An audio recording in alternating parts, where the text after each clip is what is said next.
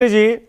दुनिया का इकलौता हिंदू राष्ट्र नेपाल, हमारा पड़ोसी दोस्त, सबसे करीबी मित्र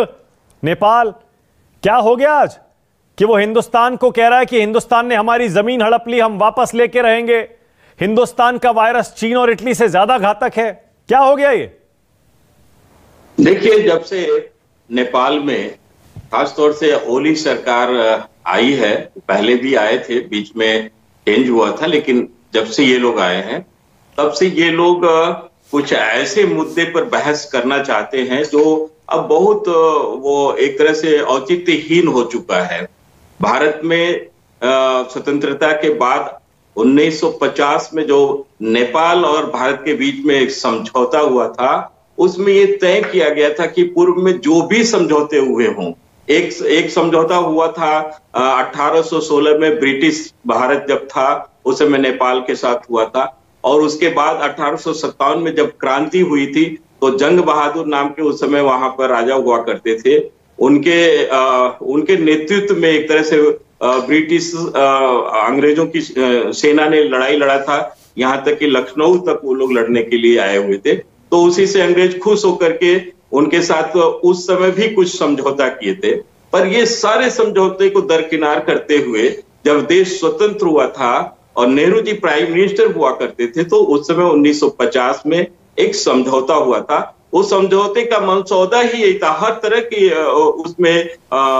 सीमा से लेकर के और परिवहन तक का उसमें निर्णय लिया गया था, और उसमें ये तय किया गया था कि पूर्व में जितनी भी हमारी समझौते हुए थे उस समझौते को खारिज करते हुए इस समझौते में जो सारी चीजें आज से लागू हो रही हैं वही मान्य होंगी। पर इधर जब भी लेफ्ट विचारधारा के लोग नेपाल में आते हैं तो वो इस प्रकार की खुराफात करते हैं, पर भारत सरकार बिल्कुल इस संदर्भ में सजग है। पर इतने खराब कभी नहीं हुए शास्त्री जी, भारत से नेपाल के रिश्ते इतने खराब कभी नहीं हुए कि भारत एक सड़क बनाए जो कि मानसरोवर की यात्रा को आसान बनाती है, और उस पर नेपाल सीधा सीधा ये कह दे कि भारत ने हमारी जमीन हड़प ली। अपने आधिकारिक नक्शे में इन तीनों इलाकों को,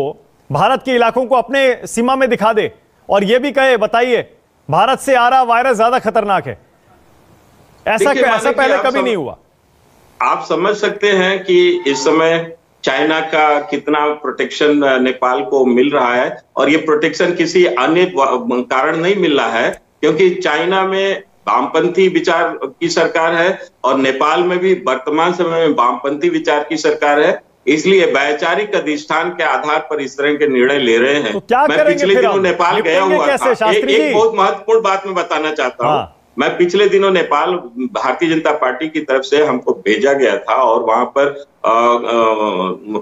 मैंने वहां सारे नेताओं के साथ मेरी मुलाकात भी हुई थी और बहुत अच्छी मुलाकातें रही, और उसमें उस समय एक चर्चा हो रही थी कि नेपाल की सरकार अपने युवाओं को चाइना में ट्रेनिंग के लिए भेजेगी। मैंने वहां स्पष्ट कहा था, और उसको सी मॉडल कहा गया था। हमने कहा था कि नेपाल भले ही ए मॉडल, डी मॉडल, सी मॉडल, जितना चाहे उतने मॉडल को तैयार कर ले, पर नेपाल तो गांधी और गौतम बुद्ध के ही मॉडल पर चलेगा। ये हमारी पार्टी के तरफ से भी अधिकृत बयान था, और मुझे पूरा विश्वास है